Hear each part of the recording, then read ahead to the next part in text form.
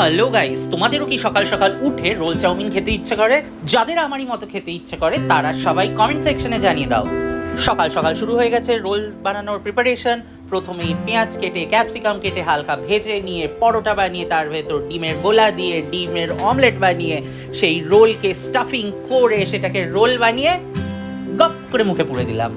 Role কিন্তু যতই খাই মন কিন্তু ভরে না, আরও একটা হলে ভালো লাগে। কিন্তু আমার জন্য দুটোই বরাদ্দ ছিল।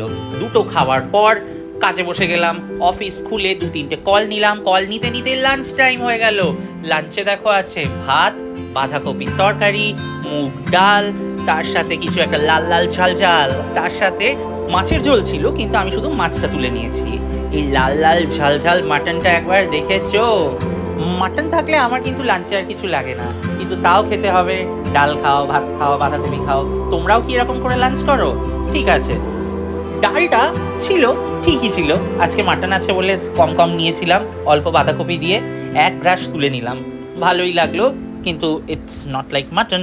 মাটনের লাল ঝোল পাতে পড়া মাত্রই গপ করে একটা মাংসের টুকরো ছিঁড়ে একটা গড়াস বানিয়ে নিজে খেয়ে নিলাম। জানো এরকম ভিডিও করা কতটা ডিফিকাল্ট যখন পাতের সামনে এরকম মাটন পড়ে থাকে? যাই হোক, আমি লাঞ্চটা দারুণ এনজয় করলাম। লাঞ্চ শেষে একটা আইসক্রিম খেলাম। খাওয়ার পর আবার অগত্যা অফিস নিয়ে বসলাম। তো তোমরাও এনজয় করতে থাকো দিনটা। লাইক করো, শেয়ার করো, সাবস্ক্রাইব করো, সাপোর্ট করো। কি করছো?